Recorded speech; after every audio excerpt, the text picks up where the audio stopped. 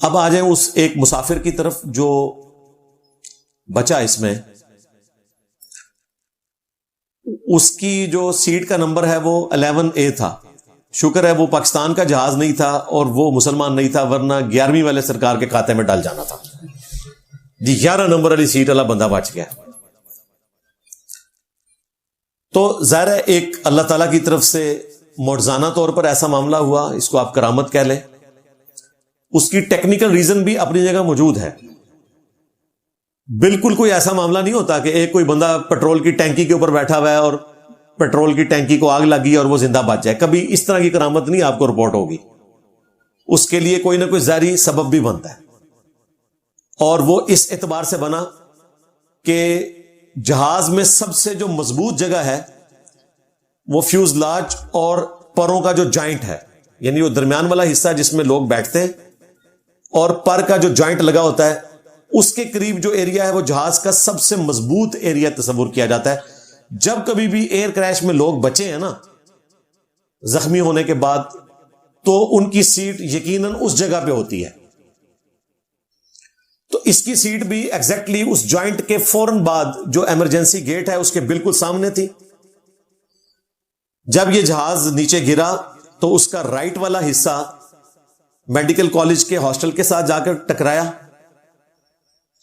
اور فیول اس میں فل تھا کیونکہ اس نے کئی ہزار کلومیٹر کا سفر کرنا تھا، اور یہ ہائیلی انفلیمیبل فیول اس کے اندر ہوتا ہے، فوراً اسے آگ لگ جاتی ہے.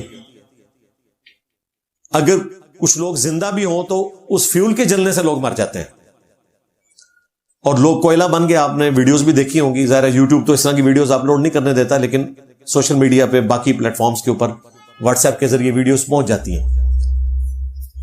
تو ہاسٹل کے ساتھ جو حصہ اس کا ٹکرایا وہ تو امپیکٹ ہی بڑا سخت تھا. اس کی وجہ سے ہاسٹل میں جو لوگ تھے 33 کے قریب وہ لوگ بھی مارے گئے. کچھ لوگوں نے بلڈنگ سے چھلانگ لگا کر، چند سیکنڈز کی گیم تھی، جان بچا لی، اور جب آگ لگی پھر تو ظاہر ہے جتنے لوگ تھے وہ جل گئے. اور جو حصہ اس کے لیفٹ والا تھا وہ کٹ کر نیچے گرا، اور کچھ امپیکٹ ظاہر ہے ادھر برداشت ہو گیا نا اس کا. ہاسٹل کی بلڈنگ سے جب وہ ٹکرایا تو کافی سارا امپیکٹ برداشت کر لیا. اگر آپ نے سیٹ بیلٹ باندھی ہوئی ہے اور آپ مضبوط جگہ پہ بیٹھے ہوئے تو دھچکا تو ضرور لگے گا، لیکن پہلا سٹیپ وہاں پہ طے ہو گیا. اور دوسرا سٹیپ وہ وہاں سے کٹ کے نیچے گرا تو وہ اتنی زیادہ ہائٹ نہیں تھی. تو ایک بندہ جو اس مضبوط والے پورشن کی سیٹ نمبر 11A پہ بیٹھا ہوا تھا اور ساتھ ہی ایمرجنسی کا گیٹ تھا، جیسے ہی وہ نیچے گرا تو اسے تھوڑی بہت نو ہاؤ تھی. اگرچہ وہ انڈین تھا لیکن وہ UK نجات تھا، وہاں کا رہنے والا تھا. وہ کہتا ہے میں نے دیکھا کہ جو میرے فوراً ساتھ ایمرجنسی گیٹ ہے وہ امپیکٹ کی وجہ سے کھل گیا ہوا ہے، تو میں فوراً اس میں سے بھاگا. اور کہتا ہے چند سیکنڈز کی گیم تھی، جیسے ہی میں بھاگا ہوں تو فیول وہاں پہ بھی پہنچا اور وہ بھی ساری آگ لگ گئی. میرا بھائی بھی ساتھ بیٹھا تھا، وہ بھی جل گیا. اگر وہ بھی ٹائملی نہ اٹھتا تو اس نے بھی مارا جانا تھا. اور آپ نے ویڈیو میں دیکھا ہے وہ چلتا ہوا آ رہا ہے، اسے زخم بھی بڑے معمولی سے آئے ہیں. انڈین پرائم منسٹر جو ہیں وہ ہاسپٹل میں اسے دیکھنے کے لیے بھی گئے تھے، پھر انہوں نے فوٹو سیشن بھی کروایا وہاں پہ، وہ آپ نے دیکھا. تو اس کی ٹیکنیکل ریزن یہی تھی کہ وہ ایک مضبوط جگہ پہ بیٹھا تھا، سیٹ بیلٹ باندھی ہوئی تھی، ٹائملی وہ نکل گیا، اور ایمرجنسی گیٹ وہاں پہ تھا. اسے یہ پتا بھی تھا کہ یہاں سے میں نکل سکتا ہوں، اور وہ گیٹ بائی چانس اس وقت کھلا بھی ہوا تھا. یہ ساری چیزیں فیوریبل ہوئیں، اس کی جان بچ گئی. اللہ تعالیٰ نے اس کی زندگی لکھی بھی تھی لیکن حالات و واقعات کو فیوریبل اس کی حق میں کیا. تو یہ کرامت والا معاملہ آپ کہہ لیں یا کوئی معجزانہ جان بچانے والا معاملہ کہہ لیں، وہ اللہ تعالیٰ نے اس کے لیے مینج کر لیا اور وہ بچ گیا. اس کی وجہ سے اس کی کوئی بزرگی ثابت نہیں ہو جائے گی. کل کو وہ یہ کلیم کرنا شروع کر دے کہ فلاں دیوی کا لاکٹ میں نے گلے میں لٹکایا تھا اس لیے میں بچ گیا. ظاہر پاکستانی ہوتے تو انہوں نے یہی کہنا تھا کہ فلاں پیر صاحب کا تعویذ لٹکا ہوا تھا، نقش نالین میں نے جیب میں رکھا ہوا تھا. اس قسم کی لوگ باتیں کرنا شروع کر دیتے ہیں، تو اس لیے میں بچ گیا. بھائی اللہ نے بچا لیا، حالات و واقعات اس کے لیے فیوریبل کیے. اس طرح کوئی بندہ 100% شورٹی کے ساتھ نہیں کہہ سکتا کہ یہ جو اس کا بچنا ہے اللہ تبارک و تعالیٰ کی طرف سے کوئی کرامت والا معاملہ ہوا ہے یا حالات و واقعات فیوریبل ہوئے ہیں. بہرحال ہر صورت میں اللہ تعالیٰ نے اس کی زندگی لکھی بھی تھی, اس سے پہلے اسے موت نہیں آنی تھی, لیکن حالات و واقعات بھی فیوریبل ہوتے ہیں تو یہ سارے معاملات ہوتے ہیں.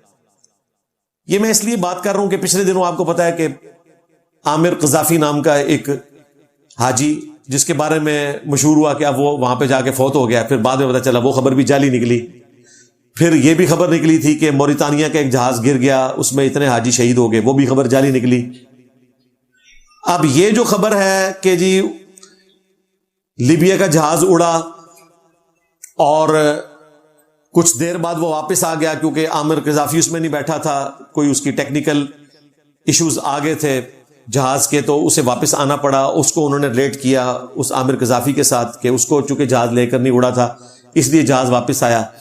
ایک دفعہ واپس آیا, پائلٹ نے اسے سوار نہیں کیا اور پھر جہاز اڑا. پھر تھوڑی دیر بعد وہ واپس آ گیا اور پھر پائلٹ نے کہا کہ جی مجھے لگتا ہے کہ اس کے بغیر اگر ہم گئے تو یہ جہاز نہیں پہنچے گا.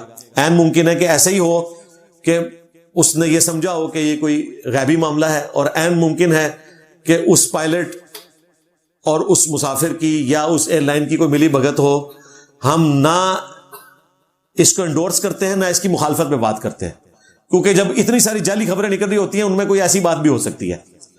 اور عین ممکن ہے کہ اس نے یہ سمجھا ہو کہ میں اس کو لے کر چلا جاؤں. لوگوں نے اسے کرامت بنایا کہ جی وہ جہاز اس لیے واپس آیا کہ اس کو لے کے جانا تھا.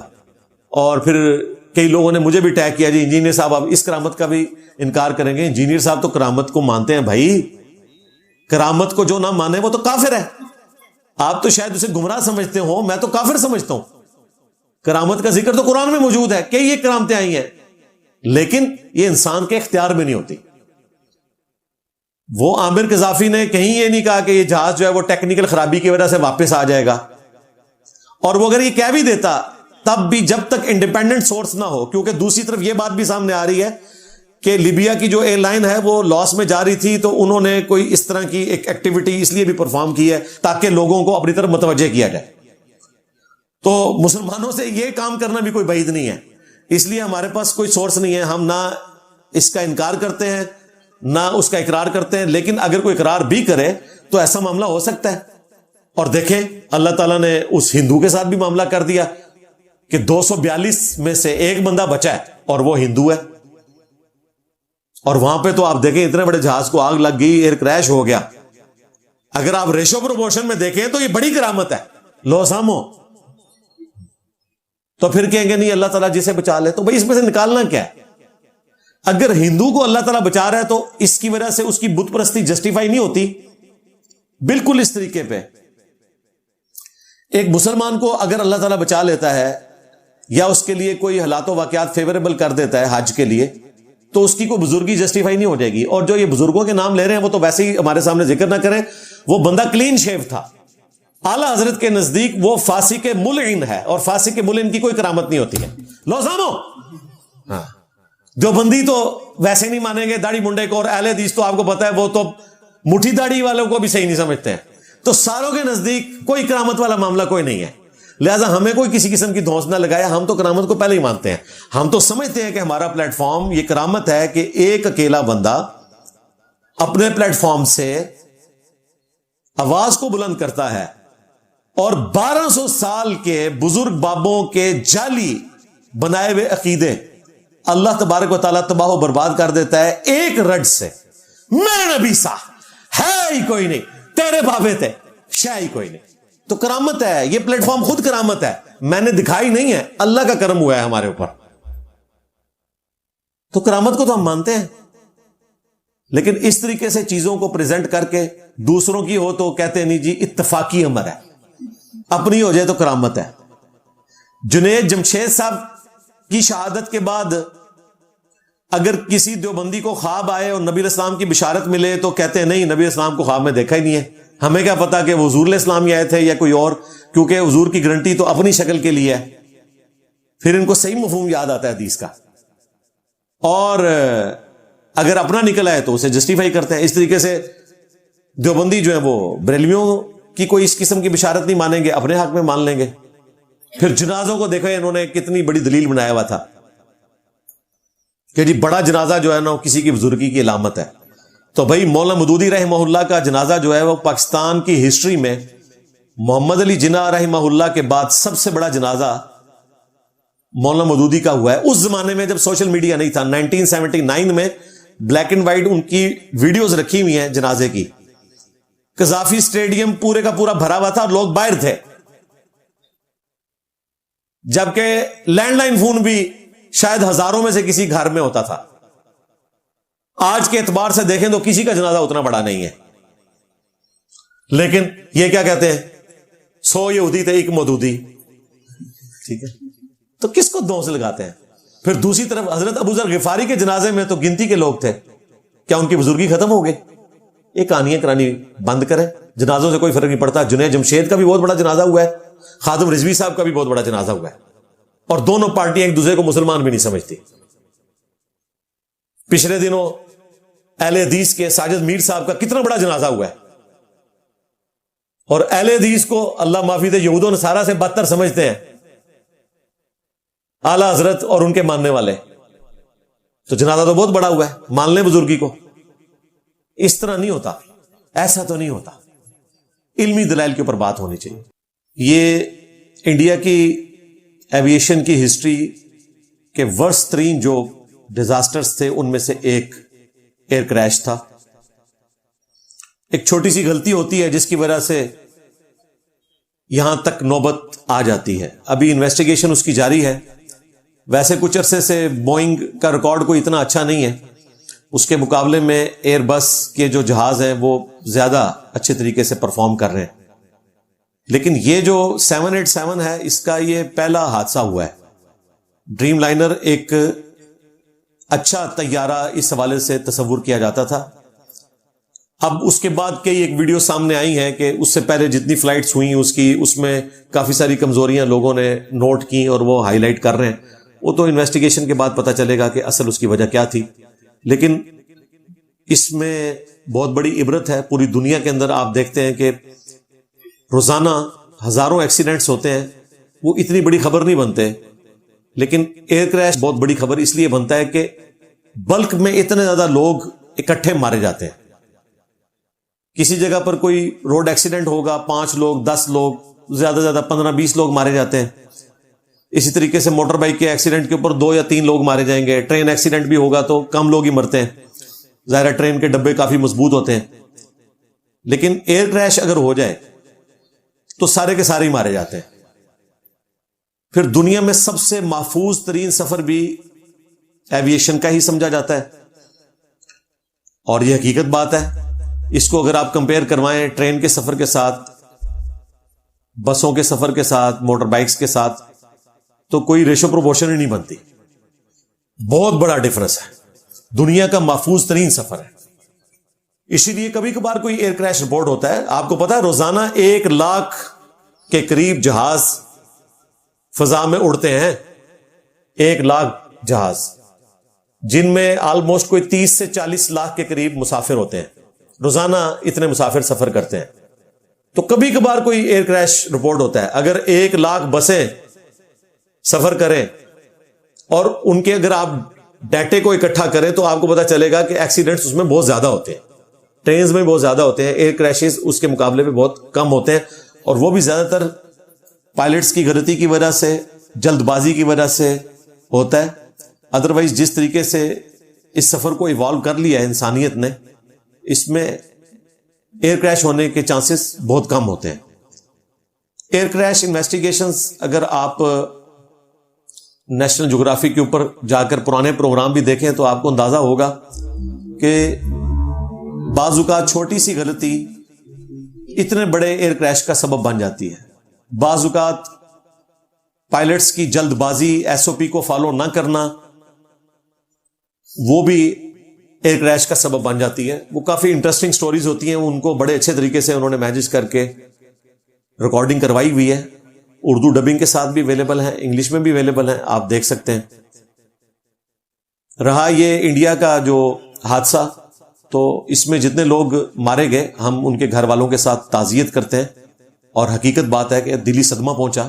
دنیا میں جہاں کہیں بھی انسان اس طریقے سے مارے جائیں, اور ان میں ہر انسان کی اپنی اپنی سٹوری ہے، پوری سٹوریز ہیں لوگوں کی، خاندانوں کی، ایفرٹس ہیں کہ جنہوں نے بڑی مشکل کے ساتھ انگلینڈ کی نیشنلٹی حاصل کی اور فیملی کے ساتھ جا رہے تھے تو وہ اس میں مارے گئے، کئی لوگ چھٹیاں گزارنے آئے تھے، واپسی پہ جا رہے تھے تو مارے گئے. اس طرح ایک تکلیف دہ چیز ہے، اس میں کوئی شک نہیں ہے.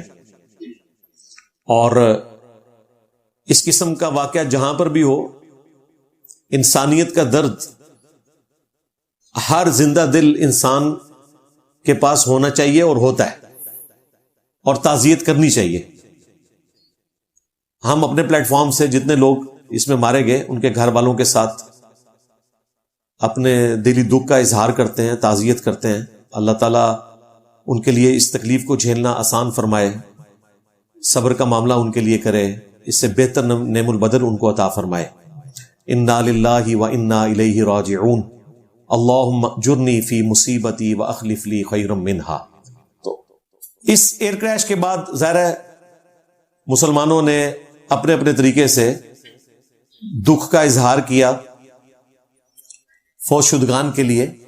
اب اس میں ظاہر ہے ہمارے ریلیجن کی کچھ باؤنڈریز ہیں، میں چاہ رہا ہوں وہ بھی میں اس میں ڈسکس کر لوں، لیکن تفصیل میں جانے سے پہلے دروشی پڑھ لیں. اللہم صلی علی محمد وعلی آل محمد واصحاب محمد وازواج محمد وامت محمد اجمعین الی یوم الدین آمین. ایشو نمبر 1 جو اس حادثے کے بعد فوراً پیش آیا، اور جب بھی کبھی کوئی اس قسم کا حادثہ ہوتا ہے جس میں نان مسلمز مارے جاتے ہیں تو ظاہر ہے مسلمان ان کے لیے شہید کا ورڈ تو یوز نہیں کر سکتے، اور نہ نان مسلم مسلمانوں کے لیے شہید کا ورڈ یوز کرتے ہیں، ایسا بالکل نہیں ہوتا. لیکن بعض لوگ RIP لکھتے ہیں، ریسٹ ان پیس. تو ریسٹ ان پیس کسی مسلمان کے لیے شایع نہیں کہ کسی نان مسلم کے لیے ریسٹ ان پیس اس کے مرنے کے بعد لکھے. زندگی میں آپ کسی قسم کی دعا نان مسلم کو دے سکتے ہیں، دینی چاہیے. میں نے دھروو راٹھی کے لیے حافظہ اللہ تعالی استعمال کیا، ٹرمپ کے لیے استعمال کیا، مودی کے لیے من الجنۃ والناس، کہ اللہ تعالیٰ حفاظت کرے اور شیطانی کاموں سے ان کو بچائے، اور اگر ان کی قسمت میں ہدایت ہے تو ایمان کی دولت سے سرفراز فرمائے. زندگی میں آپ دعا دیں گے. ونس جو بندہ دنیا سے چلا گیا آپ اس کے لیے دعائے مغفرت نہیں کر سکتے اگر وہ نان مسلم ہے. مسلمان ہے تو ضرور کریں. اس کا ثبوت سورہ التوبہ کی آیت نمبر 113 ہے، جس میں اللہ تعالی نے فرمایا کہ نبی صلی اللہ علیہ وآلہ وسلم اور اہل ایمان کے لیے یہ شایع نہیں ہے کہ اگر کوئی ان کا قریبی رشتہ دار بھی کفر و شرک کی حالت میں مرا تو اس کے حق میں دعا کریں. یہ ان کے لیے شایع نہیں ہے جب انہیں پتا چل گیا کہ وہ اہل جہنم میں سے. ظاہر نبی کو تو ڈیفینیٹلی پتا ہے، لیکن ہم تو ظاہر اندازے سے بات کریں گے، فتویٰ ظاہر پہ لگے گا. جو دنیا میں کفر کی حالت سے گیا ہم اس کے لیے دعائے مغفرت نہیں کریں گے. البتہ افسوس کا اظہار کر سکتے ہیں، ریسٹ ان پیس لکھ کر نہیں. ظاہر ہے یہ تو آپ جنت کی دعا دے رہے ہیں نا. انا للہ و انا الیہ راجعون، ہر مصیبت کے اوپر آپ یہ دعا کر سکتے ہیں. نان مسلم کے مننے کے اوپر کہ ہم اللہ ہی کی طرف سے آئے تھے، ہم نے بھی لوٹ کر اللہ ہی کی طرف جانا ہے، یہ دعا کر سکتے ہیں. تعزیت کر سکتے ہیں، اور تعزیت میں دکھ کا اظہار کریں اور صبر کی تلقین کریں. یہاں تک بات درست ہے. لیکن کسی نان مسلم کے مرنے کے اوپر اس کے لیے ریسٹ ان پیس لکھنا یا دعائے مغفرت کرنا یا اسے شہید کہنا یہ بالکل غلط ہے.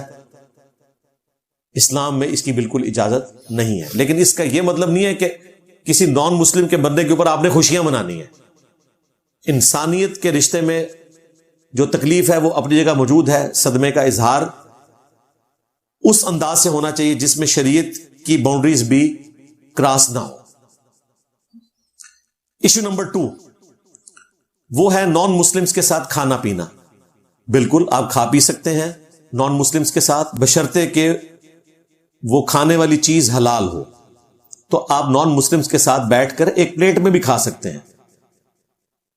وہ نان مسلمز اہل کتاب بھی ہو سکتے ہیں, جیوز اور کرسچنز, ہندو بھی ہو سکتے ہیں, سکھ بھی ہو سکتے ہیں, پارسی بھی ہو سکتے ہیں, ایتھیسٹ بھی ہو سکتا ہے, کوئی قادیانی بھی ہو سکتا ہے. آپ کھانے پینے کا معاملہ کر سکتے ہیں بشرطے کہ وہ چیز حلال ہو, حرام چیز نہ ہو. اب رہا معاملہ ذبیحہ کا اسی کانٹیکسٹ میں, تو ذبیحہ صرف جیوز اور کرسچنز کا حلال ہوگا, وہ بھی اس صورت میں کہ اگر وہ ذبیحہ کے اوپر اللہ کا نام لے. وہ سورۃ المائدہ میں آیا کہ آج کے دن اللہ تعالیٰ نے تمہارے لیے اہل کتاب کا کھانا حلال کر دیا ہے اور ان کے لیے تمہارا کھانا حلال کر دیا ہے. ذبیحہ اگر نان مسلم بھی اہل کتاب میں سے ہے, اللہ کا نام لے کر کرے تو حلال ہے.